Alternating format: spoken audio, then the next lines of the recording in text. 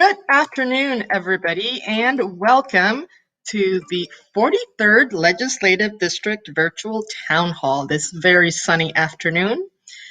So, with you are Senator Jamie Peterson, Representative Nicole Macri, and Representative Frank Chop, and they will start with opening remarks. But before I turn them over to you, please, if you have questions, please put them into the comment section of the Facebook or YouTube platform, wherever you are watching us. And let's have a great call. All right. Well, thank you very much, Lilia, for being with us. And thank you to all of the constituents who are joining us today. My name is Jamie Peterson. I have served in the House and Senate now for just about 15 years. And this is the 15th time that Representative Chop and I have done this. I have to say, I'm very sad that we're not in person. Because it's a lot more fun to get a chance to see people and to hear your questions and be able to engage in some comments. But I am hoping that in this format, we have a lot of people who can participate more easily than trying to get to First Hill. And so looking forward to the comments and questions. So in the Senate, I serve on the Ways and Means Committee, the Early Learning and K-12 Education Committee, the Rules Committee, and chair the Law and Justice Committee. And because I chair the Law and Justice Committee, this year has really been focused for me on police accountability issues. And then another significant focus has been gun issues, as it has been for the last few years.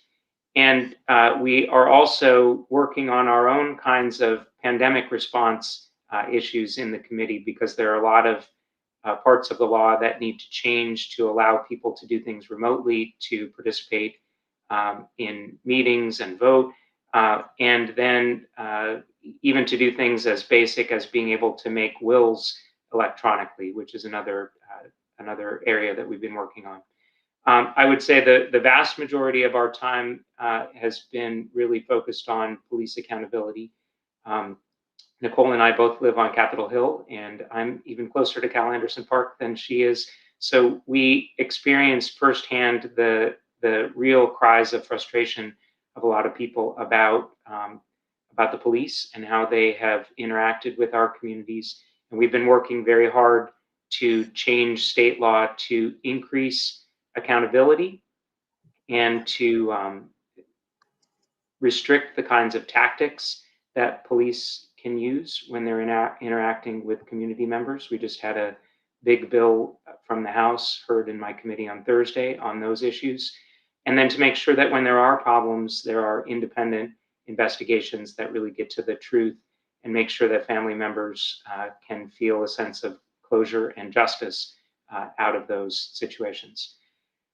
We also had a huge milestone in the Senate. I guess is that a week ago or two? It all sort of blurs now, but we passed for the first time ever out of the Senate a capital gains tax, which is going to help provide resources for something that Representative Chop has been leading on for the whole legislature, making sure that we make the investments that we've been promising for years in early learning and childcare, so that we can get kids off to a great start and make sure that we don't need to spend more money later in much less satisfying ways. So that's probably plenty for me to begin with, and I think I will turn it over to Representative Macri to go next. But just want to say before I do that, that it is an extreme pleasure to be working with both of them. They are such talented leaders and really helping get our whole state to a better place, whether it's on early learning and education or tax reform or on housing and homelessness. It's a great pleasure to work with both of them. So with that, Nicole, it's all you. Thank you, Jamie. And I just want to second those final comments you just made. I think it's very helpful for us to have a strong team, a delegation that can work well together and really shares the values and priorities of constituents in the district. It really, I think, serves our district well in the virtual Olympia this year. So everyone, hi, I'm Nicole Macri. I am have been the state representative, the newest member to this delegation. I was first elected in 2016, and so this is my 5th year in the legislature. I am serving on 2 committees this year. One is the Healthcare and Wellness Committee, which is a committee I've served on since the beginning of my time in the legislature.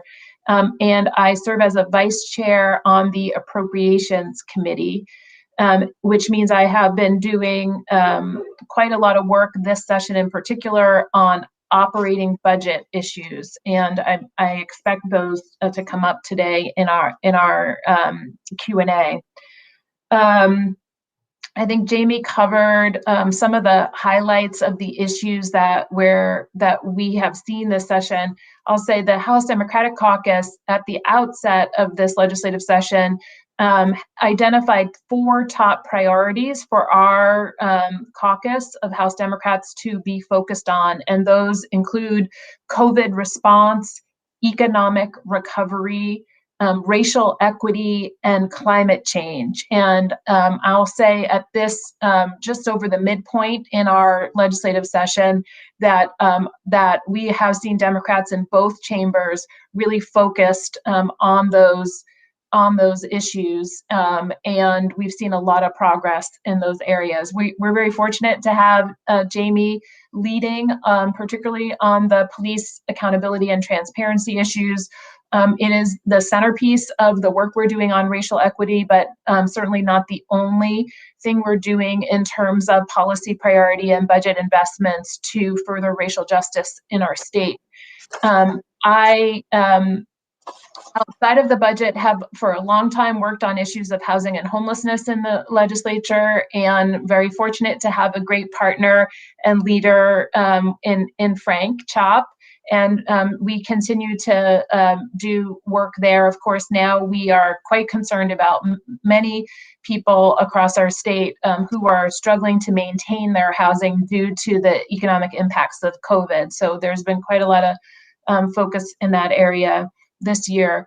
And I'll say on the budget work that I have been doing, we have, it has been the most complicated budget year, I think maybe in the history of the legislature. That is in part because of the uncertainty of the state of our economy and how that's evolved and sort of shifted over the past 12 months.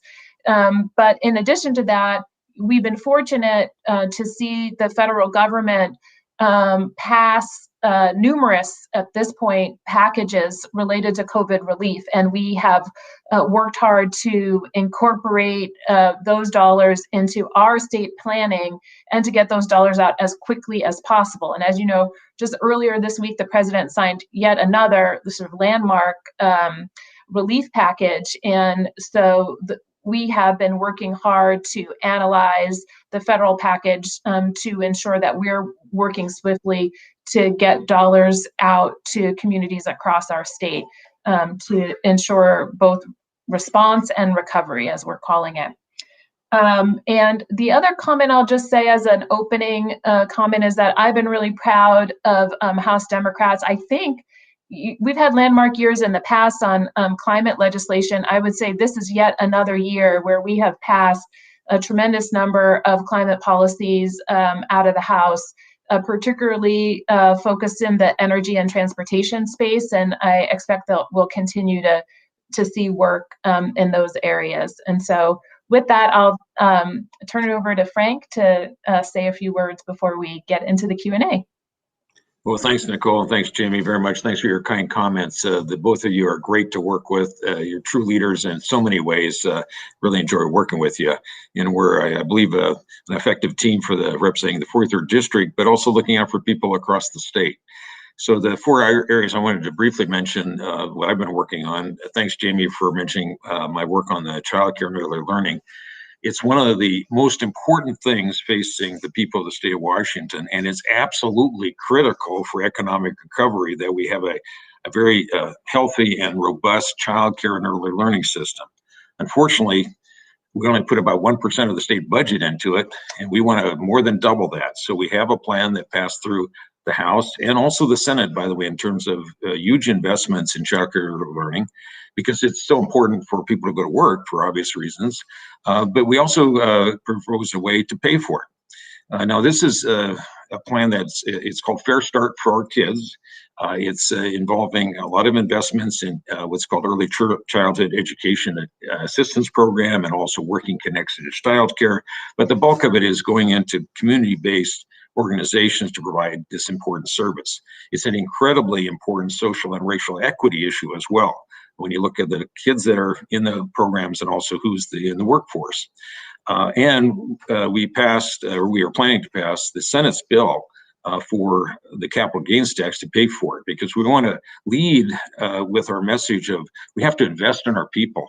It's the best investment we can make, but we also got to pay for it in a way that makes our tax system much, much fairer. And the capital gains tax does that.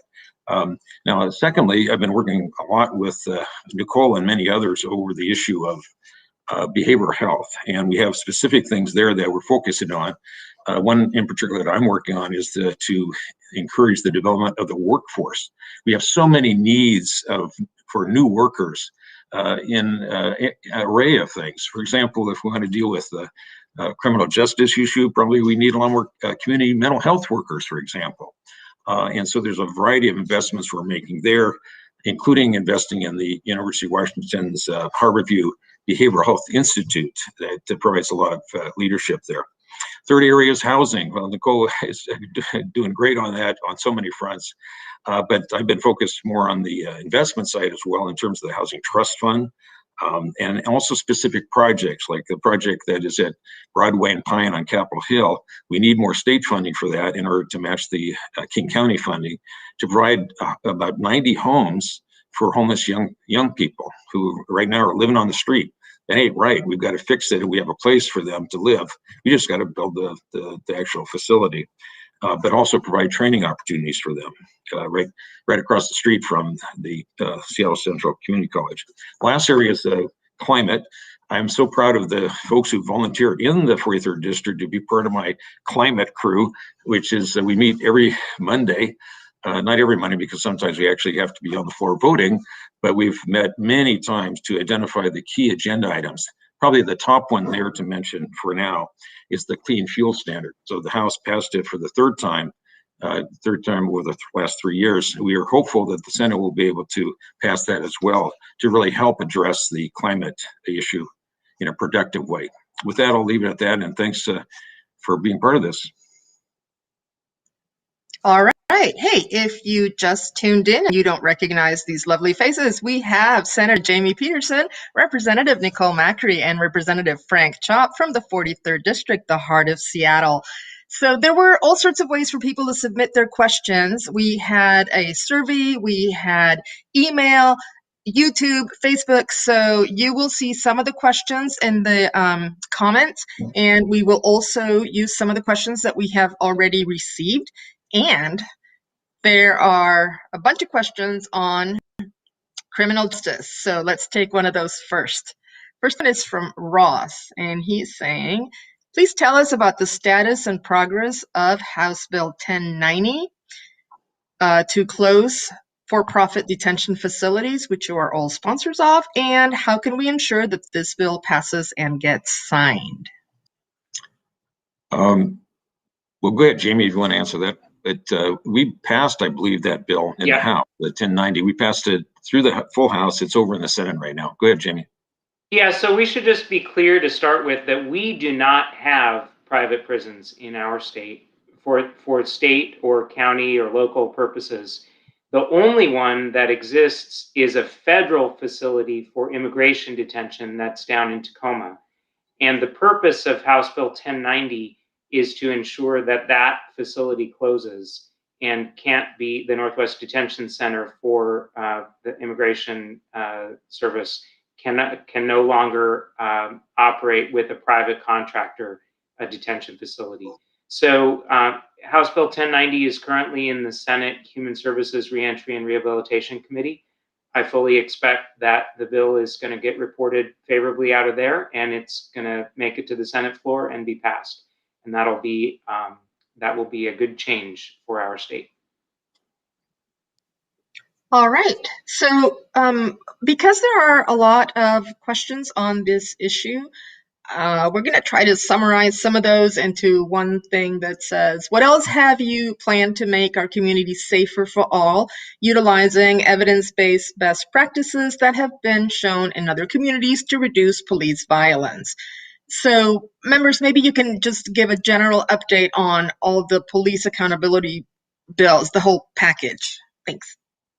Yeah, so we had a list of 12 bills that we had been thinking about before session, and 9 of those have passed the House and Senate, the chamber where they were introduced. In fact, one has already passed both the House and Senate. That's a bill about police misconduct and how that gets reported to prosecutors, the so-called Brady list. House Bill 1088.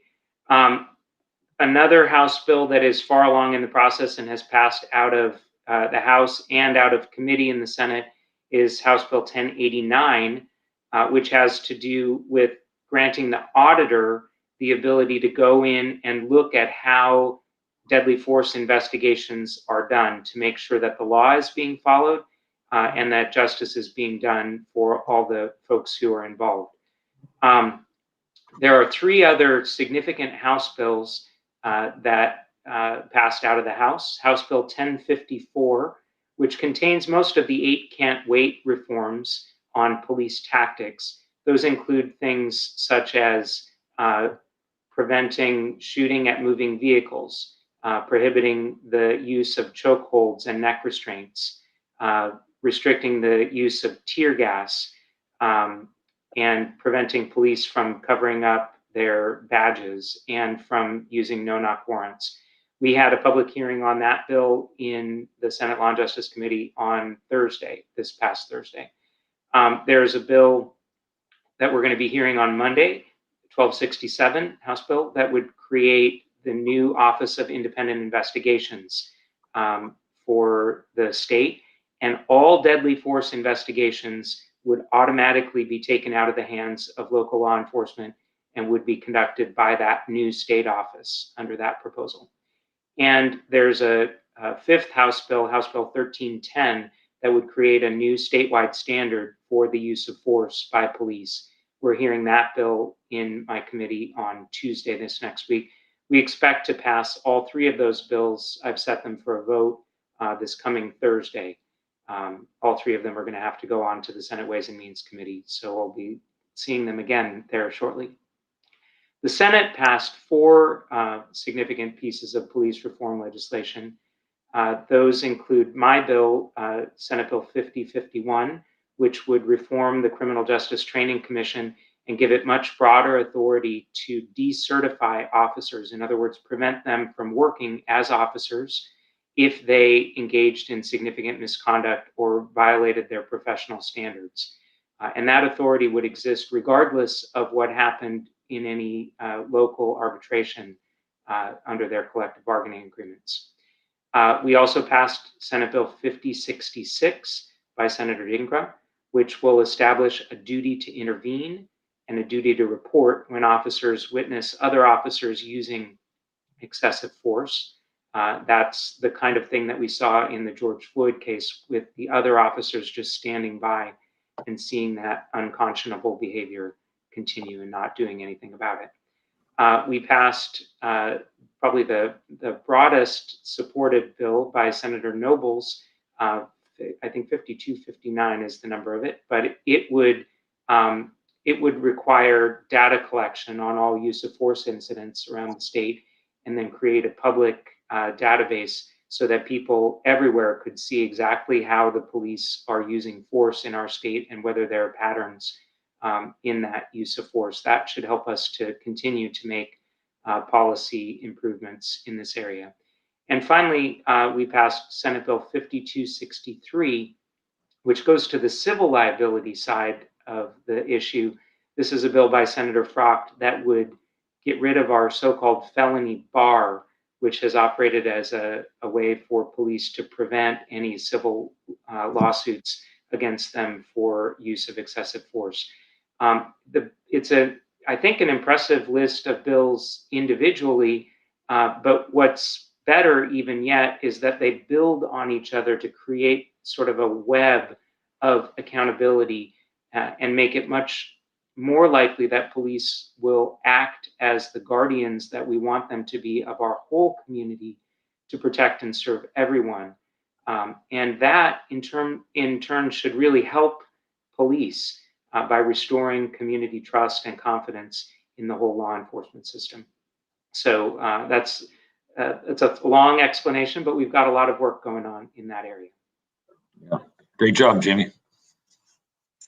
All right, so as you probably imagine, we have several questions on revenue. And let's see, one from Jean from Facebook. It was a live question. It says, we need a fair and effective revenue system. I hope, whoops, just lost it. Wait a minute. I hope while we are all alive that the state of Washington will finally have an income tax. I want to pay my fair share. Where are you on this issue? So maybe talk about this, but also talk about the other measures that you are looking at for increasing revenue. Nicole, you want to go first? You want me to, or? Why don't you start off as a fine member of the Finance Committee in the House? Oh, yes, you noticed that.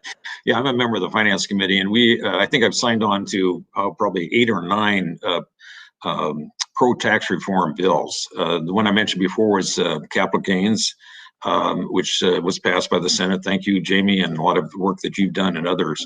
And that is designated or dedicated mainly for early learning childcare, because when we address taxes, we have to talk about what we're investing in. Because that's what the public out there across the state is interested in, and not just taxes. And so we lay out a plan for the use of the money, and then we are planning to pass in the House the capital gains, which is a tax essentially on excess profits or surplus profits of the sale of capital gains, stocks and bonds and things like that. In addition, there were other bills proposed, like increase in the state tax to increase the volume of money that we receive, and that was going to be dedicated mainly for housing and behavioral health issues, for example. Then there was a proposal by Noel Frame, who's the Finance Committee chair, for a wealth tax that had a hearing as well. So, and there were several others, but we're focused in on marrying up the investment with the dedicated fund so that people know where the money's being spent, and then what's the logical revenue source for it. So they meet all of those 3 categories as we go forward. And I think we could we all say we all support. Yeah. It's a process to try to get us to that point, because there have been multiple Supreme Court decisions that have said that you have to have a constitutional amendment, which would mean 2/3 majorities and Republican support to get to an income tax. But a capital gains tax is a really important first step in making sure that very wealthy people pay their fair share. Yeah, All right. I'll just echo that and say that it was quite an accomplishment to see the Senate pass that last weekend. You know, we've been working on capital gains strategies since long before I was in the House, I think going on over a decade. And so while I think in the 43rd, all three of us agree there's a lot more to do to move us towards progressive reform of our tax code, we should all be celebrating the progress that happened with that vote last weekend. And I know I can speak for Frank on this. We're very excited to see that policy get over the finish line in the House. It will signify significant progress, not just in ensuring we have the resources for the things that we need, like early learning and things like the Working Families Tax Credit, but it does bring the code, brings more fairness to the code overall when we ensure that our wealthiest taxpayers, the top 1% in Washington State are also paying for these universal needs that we know that residents across the state have. So we should all here in the 43rd be celebrating that. I know there's been many, many advocates over many years pushing for this kind of reform. If I could add, the other thing is we need all of your help out in the public are on this issue. This is not just a legislative issue, although we are hoping, all three of us, that it not only pass the Senate, but it will pass the House and it be enacted into law. There probably will be an effort to repeal it through a referendum or initiative. And that means we all got to work hard to defend what we've done as an advancement for an investment in education in our kids, but also make the tax system much more fair. So we're going to need your help, folks, one way or the other on this. We'll do our job in the legislature to pass it, but there is the right under the Constitution to do a referendum or an initiative, and we could really use your help to make sure we defend it. If we don't win that battle, that will set back this cause significantly as we look forward. All right. We have several questions around housing and evictions and landlords. So I'm going to ask you to also give us a summary of the different things that we're doing, both to protect tenants from being evicted and also to protect landlords from not losing. So yeah. Yeah, I'm glad to take that. I've spent quite a lot of time, not just this session, but since my time in the legislature, but particularly since the start of the pandemic, we in the 43rd started to see people losing their jobs very early on in the pandemic because we started to see many folks stop going to restaurants and other sites, particularly in and around downtown Seattle. So we've been dealing with the ripple effects of that in terms of housing stability. And then, of course, the governor and the mayor both implemented these eviction moratoria, which, the way I think about it, it's helpful in that it has the immediate public health effect that you want, right? You want everyone to stay home, to stay healthy. But like closing restaurants, it has a similar impact in having very detrimental financial impacts when you sort of just push the pause button. It's a pretty blunt instrument. So we've been working on a package of strategies in the House and Senate to address housing stability issues. We know that over 500,000, I'm working on budget stuff, so I keep thinking in hundreds of millions of dollars, but we have over 500,000 people in the state of Washington who are renters who are struggling to keep their housing right now. About 200,000 of folks are currently behind on rent today, and another 300,000 are reporting through weekly surveys through the Census Bureau that they're excuse me, using credit cards to pay their rent, or they're calling on friends and family to borrow money to pay their rent. So we know renters are in the most precarious situation that we've ever seen. We also know that you can't maintain rental housing as a landlord if you're not getting paid rent. So we're very concerned, particularly for our small landlords that don't have a lot of cushion financially, that we are providing support not just to tenants to keep their housing, but to landlords so they can maintain those properties. And so the strategy we've undertaken is essentially threefold. The number one thing we are working on is getting rent assistance dollars out to help tenants who are behind on rent, and getting those dollars directly in the hands of landlords as quickly as possible. We passed an early action COVID response bill early in session, which included $365 million in housing assistance. And those dollars are currently getting out. That not all of them have gotten out. In fact, today I just got a report this morning that about 95 million of that 365 million has gotten out to folks. So we still have a ways to go to ensure that those dollars are getting where they need to be. But that is well underway. Altogether, between local governments across the state and the state government since the beginning of the pandemic, we've seen over $650 million in rental assistance be allocated, which is great. And we still have a lot more to do, and we'll be discussing that and debating that as we continue on our biennial budget work this session.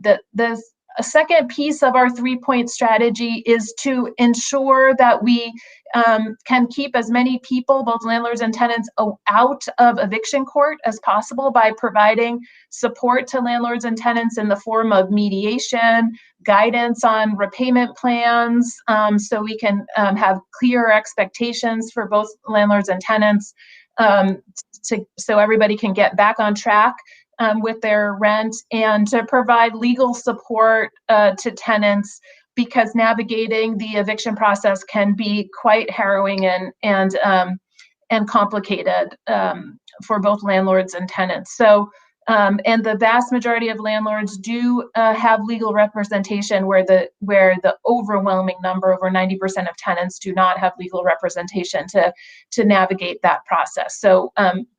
We had a Senate bill that contemplated multiple supports to sort of divert people from eviction court and make sure landlords and tenants can settle rental debt disputes outside of the court system. And then finally, we've been working on ensuring tenant protections that secure people's housing. So paying the rent works.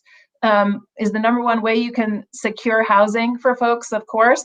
But right now, the Washington state law allows landlords to evict tenants really for no reason at all. And while we have some what we call just cause protections within the city of Seattle, they are weakened because of how the state statute is structured. And most jurisdictions, most cities and towns across the state have no protections, and landlords can ask a tenant to move out. And so as we put forward, hundreds of millions, or I'm hoping, over $1 billion in rent assistance when it's all said and done through this legislative session, that we are ensuring that those dollars definitely help landlords, but that they also ensure housing stability for tenants. And that's how the tenant protection policy works together with those other strategies that I talked about. So we still have a long way to go to get all of those policies to the finish line, but there's been really robust engagement in both chambers, and it's a top issue, I think, of focus for folks. In addition to the work that we've long been doing, that Frank talked about, in terms of creating more housing, building more housing, particularly for people who've experienced homelessness, who will always struggle to find housing in the private market, that because the rents are often unaffordable for people who are currently homeless. Okay, our next question is related. It addresses homelessness. This is from Michelle, and she asks, for those of us living near I-5 Greenbelt, we need help with campers who are not looking for services, who are bringing crime, sewage, rats, garbage, drugs into our neighborhoods. The Department of Transportation points to Seattle Police Department, who points to Washington State Patrol, who says the CDC says not to move anybody at this time. Our neighborhoods are suffering, and these greenbelt dwellings are not being addressed. Well, good. No, go. Oh, good. Yeah, I think, thank you for that question, Michelle, because you put it well, and you've underscored one of the big concerns that I have had, which is that big question mark: who is responsible for people when they're struggling outdoors to survive, and who is responsible for the ripple impacts that impact not just the people struggling to survive, but all of us in the surrounding area, those of us who are housed and unhoused alike. And so I've been doing a lot of work, particularly in the budget, to look at ways we increase our investments at the state level to get out to local communities, not just in the capital budget, which is so important that we're building housing opportunities for folks, and the state capital budget this year, the governor has proposed including dollars to help communities acquire properties for shelter uses as well, not just permanent housing, which I support both investments in both of those areas. But I've been working on how we dramatically increase our operating budget investments in responding to homelessness. So that way we are actually getting at the heart of the issue, helping people get into safe spaces, so we don't have to spend dollars focused on the kind of cleanups that have become the focus, particularly of local government at the City of Seattle level, as we struggle to have enough places for people indoors. Okay, the next issue is employment security. Okay, so John and several other people are asking, what are you doing to fix the unemployment system? People have been waiting for months.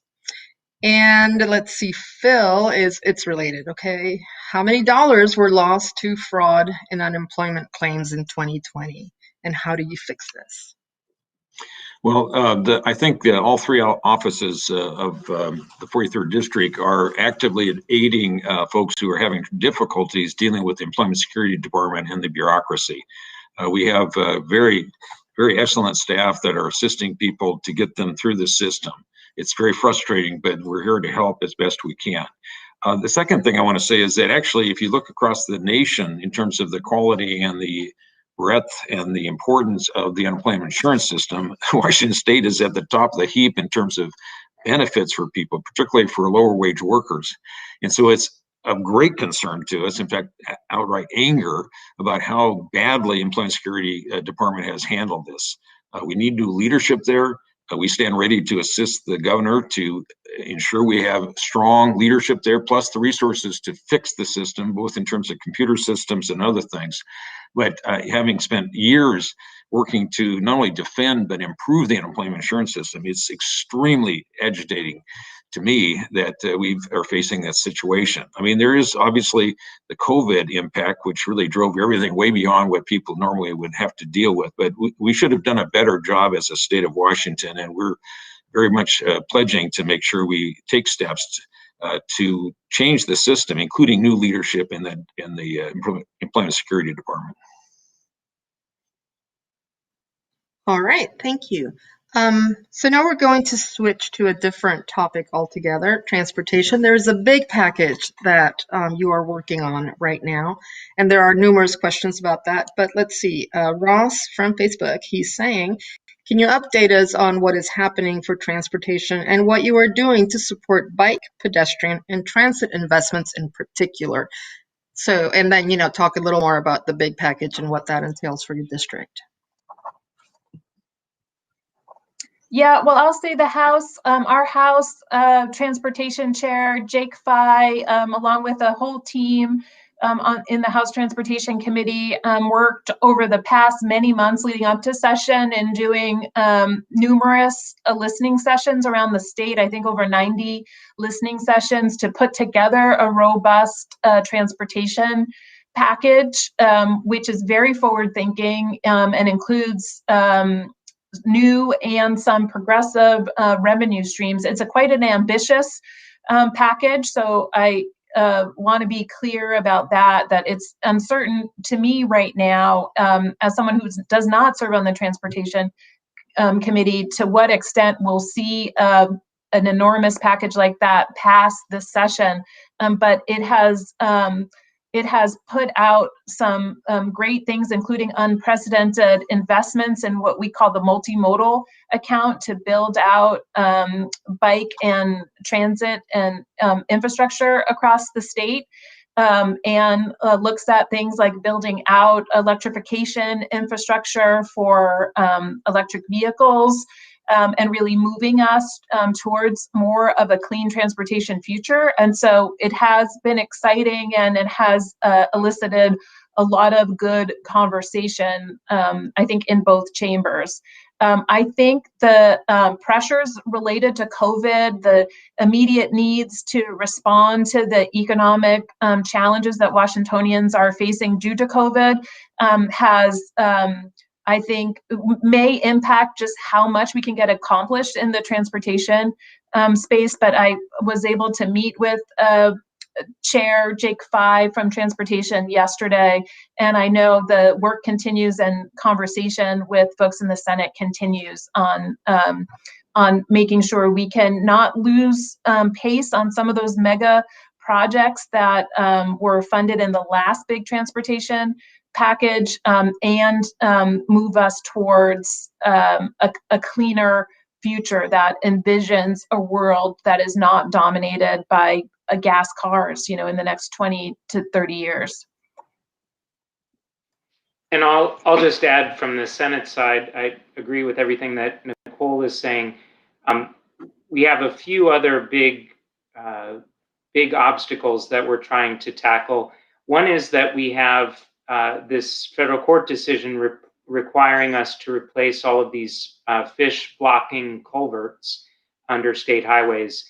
And over the course of the next 10 or 15 years, we have literally billions of dollars of work to do to make sure that salmon can get through to their spawning grounds. So that is a significant cost that's being borne right now by the transportation budget. And part of the conversation that's going on is whether there might be other fund sources that could take some of the responsibility away. The other thing that, of course, we're all very familiar with here in Seattle is we've got our bridge to West Seattle that is closed and not functioning. It's in that way sort of a silver lining that we're going through the pandemic right now, and we have a lot fewer people commuting. But we have that, and we have the very dangerous and outdated Magnolia Bridge. We have the I-5 bridge over the Columbia River. All of those things need to be part of a new package that will be paired with the multimodal investments that Nicole was talking about. I'm also not sure whether that'll come together this year, but it seems like it's possible, and our colleagues are certainly working very hard to try to bring that together if they can. If I could add just a comment here, I noticed that Tim Gould is asked about 20 questions there. I want to point out that Tim is a member of our climate crew, where we meet with him regularly, plus a whole bunch of other constituents, to talk about what next for transportation and climate. And one of the things that's very, very different this year compared to anything over the last 30 years is that the federal government may actually pass an infrastructure package. I mean, you got the new president who, wow, I think is doing pretty damn good, frankly, getting that rescue package through. And he's, I think, poised with a whole bunch of support, like Patty Murray, for example, she's a tremendous leader in that regard, to pass an infrastructure package, which means that for the first time in decades, the federal government's going to be a much bigger partner, particularly on rail projects, because, the president likes to ride the rails to work, basically. And in the past, it used to be like the state of Washington would, in the deep past, the state government would put up 10% of the money and the feds would provide 90%. Well, for the last 30 years, that's been reversed. The states had to come up with 90% of the money and only 10% from the federal government. This will be different this year, or highly like to. So that's something that's got to be sorted out, because I think the new Democratic administration will want to fund much more transit and environmentally good projects compared to obviously Trump and others. So we have a real opportunity there. But we got to balance also the shortfalls in the gas tax that's coming in, and we could use some of the federal money for that in specific ways. So that's part of the opportunity we have to make sure we do something positive and constructive on transportation. Okay, before we pivot to our next subject, which is healthcare, there is another transportation question. John is asking, what about the 520 and getting rid of the second Montlake Bridge to save money for a project that is over budget with reduced tolls? Say that I was on the phone this last week with Senator Hobbs, the Transportation Committee Chair in the Senate, making that exact suggestion to him, that we could save over 100 out of the project and help put it back in balance if they just took away the second Bascule Bridge in Montlake that's proposed. It isn't necessary. It doesn't make the intersection there work any better. And I really think that we could avoid doing that and bring the project to a conclusion more in balance and without causing harm to the community down there. Okay, as promised, we are moving on to healthcare. Ronnie is asking, what is the best step that we can take this year to move forward in providing universal healthcare coverage for all Washingtonians? Thank you for that, Ronnie. There are multiple steps that we can take that I hope we will take. I want to reference, speaking of the federal government, an element that was included in the rescue package to reduce costs for people who buy their health insurance through the Washington Health Plan Finder, or sometimes called the Washington Health Benefits Exchange. These changes at the federal level will increase tax credits and subsidies for individuals to make health insurance far more affordable. So that is a great step. We did work over this last year through a universal healthcare work group that I worked to champion along with Senator Emily Randall. And we got a great sort of roadmap to how we can take the steps needed by expanding access to the health benefits exchange in a way that can really build a path to a truly universal healthcare system in Washington. So we've examined the sort of subgroups across Washington state who are most likely to be uninsured and underinsured, and we'll see steps. I am very hopeful we'll see steps this session to move to provide coverage and care for people through the and it's not something we're going to be able to do in one session. It's going to take multiple steps and looking at multiple policies and investments every session for a number of sessions. We're going to depend on the federal government to continue to be a better partner as it relates to providing healthcare for people who have been totally left behind. So there is a bill that Senator Frocht prime sponsored that's now in the House that will look not only to create a subsidy program to ensure that health insurance coverage is more affordable to Washingtonians, but to set a path to ensure that folks who are not eligible for plans on Washington Health Plan Finder, including many of our immigrant residents across the state, that we can create a system to provide subsidized plans that are affordable. Many of our immigrant residents, including those who are undocumented, are not eligible for Medicaid.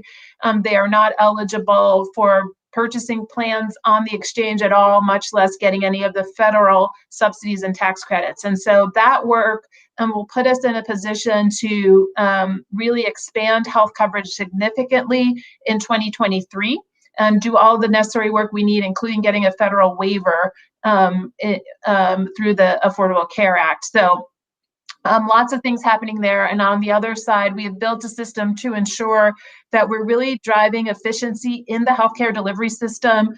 We have a total cost of care price transparency board that we set up last session. I continue to work on a hospital health systems transparency policy to make sure that policymakers understand not just who has coverage and access to healthcare, but why is healthcare expense going up year after year and what we can do to better manage those costs, because that piece of the work is essential if we're going to ensure a sustainable, affordable, and equitable system that ensures access to care for every single person who lives in this state. So thank you for that question.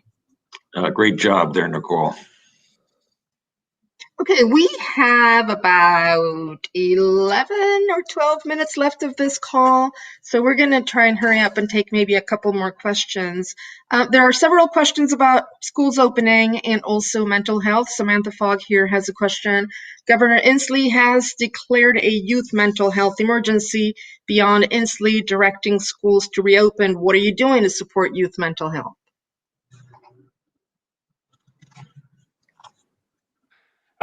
Well, so let me say first that I am really glad that the governor took decisive action. I hope that the schools reopen as quickly as possible. The suicide rate for youth has just skyrocketed in the last year, and there's a lot of evidence to suggest that that's because youth are isolated at home, not without sort of supports that they would have at school from their friends and teachers, being able to spot when things are going wrong for them. So I think getting schools reopened now that we have a path for all educators to get vaccinated, getting schools reopened as quickly as possible is really in everyone's best interest.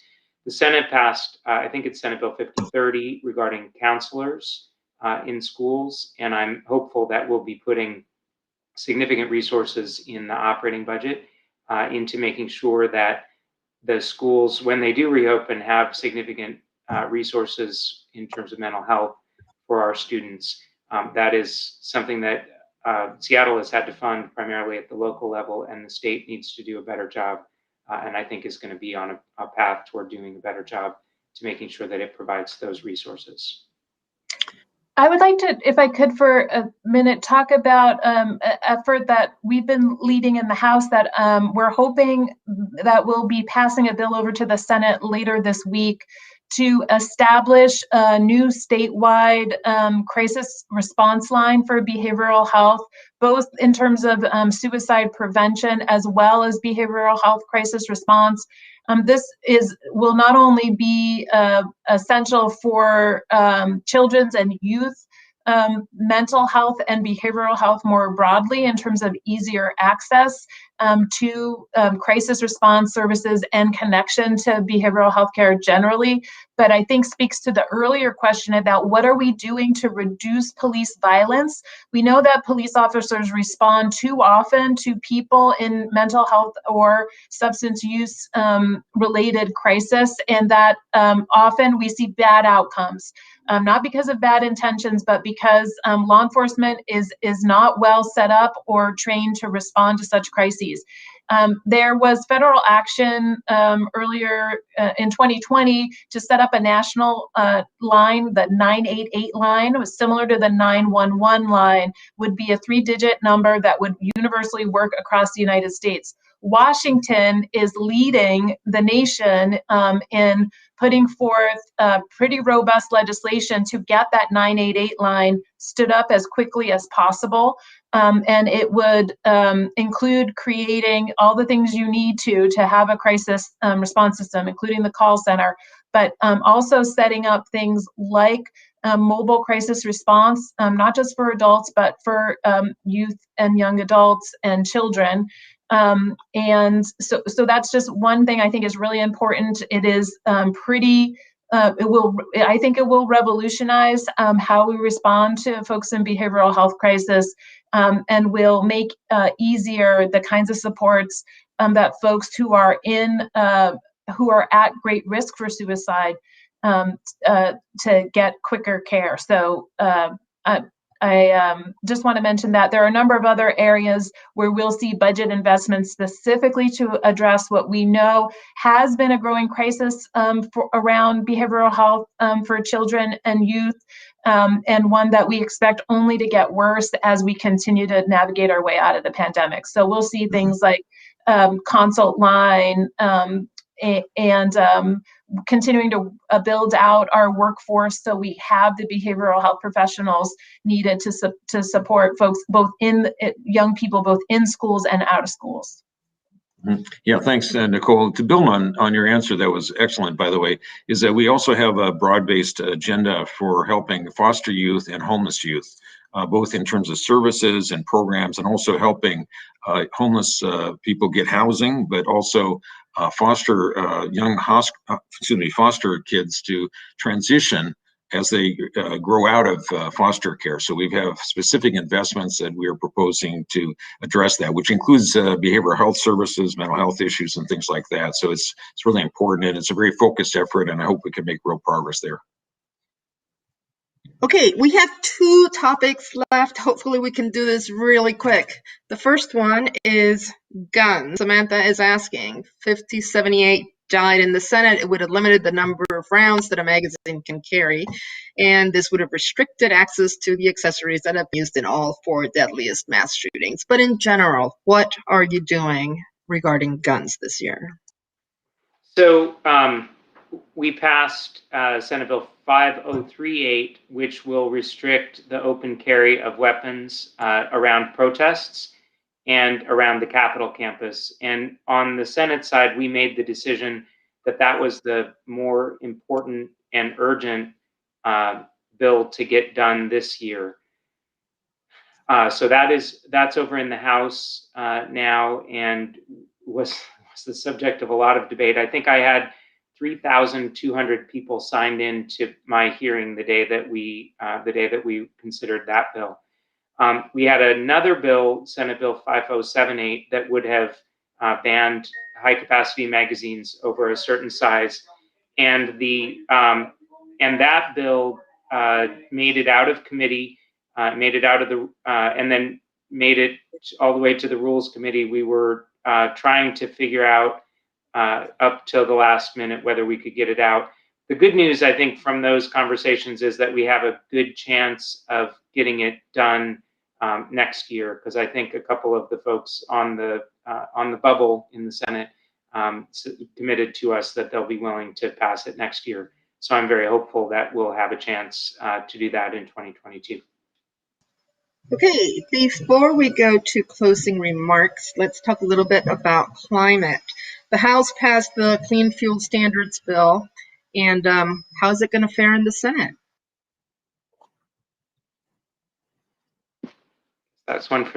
One's for me too. As we organized the Senate this year and set up our committee structure and our sort of caucus expectations for each other, we had a very robust set of conversations about that particular bill and ensuring that everyone was on the same page, that there was no individual person who would be able to block that policy. I feel reasonably confident that House Bill 1091 is going to make it through the Senate this year, and that we will have a clean fuel standard established in Washington State. Great. All right, so next we have closing remarks. So let's start with the senator once again. Here I thought I could designate Frank to go first or something. Oh gosh. Hey, I guess the big thing that I want to say is this has been a super challenging year for all of us. I know that we hear every day, because we get hundreds of emails just about every day. There are a lot of people who are hurting, a lot of people who are struggling. I'm hoping that we're rounding the corner on the pandemic with the increasing availability of vaccines, and that the economy will start coming back to life. But we just got to acknowledge that this has been a really difficult time. We are doing everything that we can to try to help people through this time, to make sure that the resources of the state government, paired with now an amazing partnership from the federal government, are going to help our people make it through. And I am hopeful that when we come out of this, that with the work that we're doing on all of the areas that Nicole laid out, whether it's racial equity or climate change, that we're going to be building a better world than what we had before the pandemic. So I want to thank the folks who live in our district who have always give us sort of an upwelling of support to work on progressive change at the state level. We know that you have our backs in that way, and we're really grateful for that. Thank you. You want to go next, or you want to, Nicole? Or I'll let you close it out, Frank. So I'll just go next and sort of Okay. echo the comments that Jamie made. I'm just really grateful to the constituents of this district, not for your just constant engagement on an array of policy issues. We depend greatly on the input from constituents, and I believe that we have sort of above average constituents in terms of engagement on policy and budget issues and just knowledge around issues, often complex policy issues. So I'm really grateful for all constituent input. I want to put a special shout out to legislative staff. We are always so grateful for our staff teams, particularly our legislative assistants, in the work that they do to make us look like we're timely and responsive and all of those good things, and helping us carry a tremendous amount of work. You probably know the state legislature as, quote, citizen legislators. We don't have the robust level of staffing you may see at other levels of government, including the local level and the federal level. And so just super grateful. This has been a year like no other. You heard about all the work our offices are doing in responding to folks who are trying to navigate the onerous unemployment process, but legislative assistants have been responding every single day to dozens of calls from across the district from residents who have a whole array of challenges related to the pandemic. And so just want to put a shout out there and say, please continue to call us. We're here to help you. We're here to answer questions. And so we want to be of service to you all. And I appreciate all the outreach that we have received so far this session, as well as through the entire year.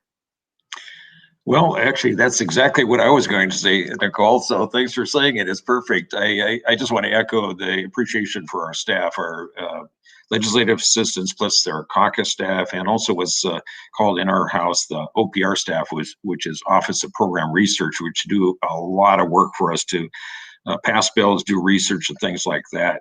So very much appreciate their work. We're very honored to work together with them. I do want to comment that, as far as I know, that little thing that says we got like 97 eyes on this thing that are watching today. Maybe that's just one venue of it, but 97 or say 100 people are tuning in right now. Usually we have about 350 in a big church hall on First Hill there. And I got to say, this is great. I really enjoy it, but I miss the in-person interaction. And I very much appreciate people tuning in today, but I hope soon that we'll be able to have in-person interaction with our constituents. It's engaging, it's exciting, it's invigorating. And so I think that better days are coming soon. So let's look forward to that. Thank you for joining and help. Okay, well, hey, thank you for joining us and making this event a great success. If you came in late and you want to hear the beginning of it, just wait a little bit. We're going to post the archive on your members' Facebook and websites, caucus websites, so you will have access to it. Or if you were here from the beginning, but it was so good that you want to hear it again, or you want to share it with a neighbor or friend, you can access it on your members' pages very soon. Thank you so much, and we will see you next time.